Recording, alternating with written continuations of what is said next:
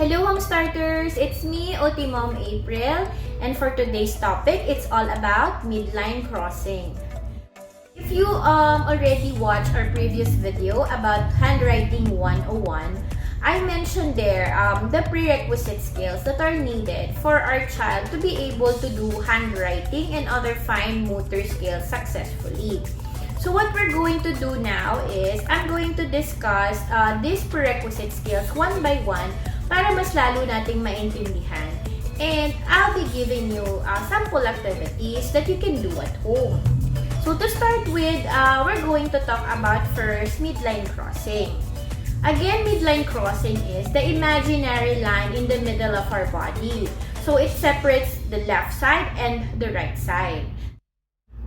I already said that midline crossing is related to bilateral coordination. This is true because actually midline crossing is the precursor skill of bilateral coordination. These two skills are needed for the brain, both sides of the brain, to work together. Maybe you're wondering how midline crossing affects our child's development. So let's start first when they were still a baby. Nung baby pa sila, di ba, very limited pa lang yung motions or movements na nagagawa nila. But they can like reach out for toys presented to them, and with midline crossing, they're also able to do transitions like rolling over. Now, for your kids na around 2 to 3 years old, you don't expect them to be very good at doing midline crossing activities. Even if around mga 3 to 4 years old, they can do it, they're capable of doing it, but not perfectly. So at around 8 to 9 years old, that is the time when this skill becomes fully developed. If a kid has problem in midline crossing, definitely malaki yung magiging impact nito sa development niya. For one, it will affect his independence as well as the way he interacts with his environment. So yung mga activities na pwedeng mahirapan siya are activities like self-care, school-related activities like writing, coloring, cutting, even play, affected yun. So those are the areas na kailangan nating bantayan to see if our kid has possible problems in midline crossing. Aside from that, we also want to see if, for example, you're giving your child activities at home that needs midline crossing. If midway, you see him changing like hand use or nililipat niya sa kabilang hand yung hawak niya, or instead of ma-isolate yung arm or hand movement from this side to the other side, ang ginagawa niya would be to use his body or his trunk to move, then you can say na I need to parang work on my child's ability to do midline crossing.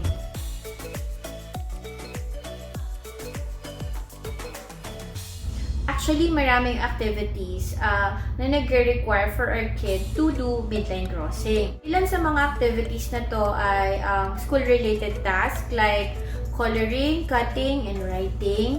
For example, when he's writing, di ba, his dominant hand has to be able to move from one side to the next, while the other hand or the helper hand is stabilizing the paper. Aside from that, it also affects our child's ability to read. Remember, as our kid tries to track the letters from one side to the next as he tries to read it, so that will be affected as well. Also, if we're going to talk about like self-care, he would have difficulty in mga activities like feeding, dressing, pagsusuot ng damit niya, or pagsusuot ng medyas, pagtatay ng shoelace, those activities. Midline crossing also plays an important role in developing hand dominance. So, paano yun nangyayari? When your kid is holding something like a pencil or a crayon, and then he tends to transfer it to the other side when he moves from one side to the other, hindi natin agad na-develop yung handedness. This play an important role in handwriting because becomes more difficult for a kid to do handwriting if he is ambidextrous.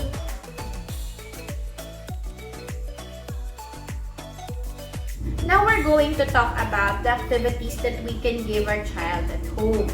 So as a parent or as their teacher at home, we have to think of activities or situations na hindi masyadong obvious that you're targeting their ability to cross the midline. So it has to be as spontaneous as possible. The first activity that we can do is the ball or beanbag activities. So sa activity na to, it's just throwing, catching, kicking. Those are the skills involved. What you will do now is you bear in mind the position of your kid, where you ask him to stand or sit, and your position as the thrower. So as a thrower, your goal is for your kid to catch the ball using both hands, kung saan he needs to cross the midline for him to catch it.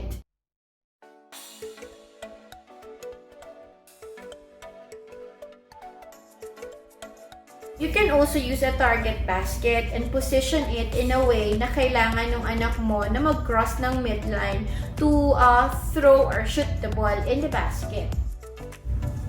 We can also do passing relay ng ball or other object. So you encourage your kid to receive the ball and to pass it from side to side.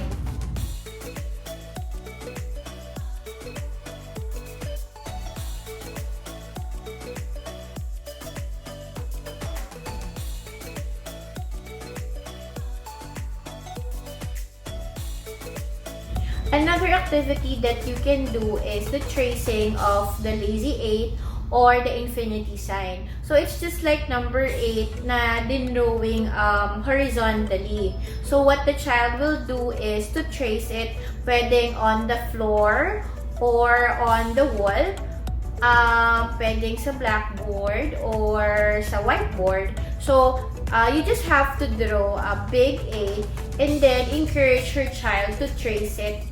You can use different colored chalks to motivate him to do it because it's colorful. Or you can use like a car or make that like a path for the car to follow. We can also give long visual worksheets, like the kid has to, for example, trace a long line. At home, you can also use mga household chores to practice their skill to do midline crossing. So those activities can be like wiping the table. So wiping the table, you can use baking powder or any other material that he needs to clean, just to make sure na he crosses the midline. You can also give activities such as wiping the window or helping in cleaning the car, or even vacuuming, or sweeping the floor, as long as the movement is na nagagawa niyang mag-cross ng midline. So any activities, any household chores, you can do it. You can use it as long as na-encourage niya siya to cross the midline. For exercises, we can do cross-scroll.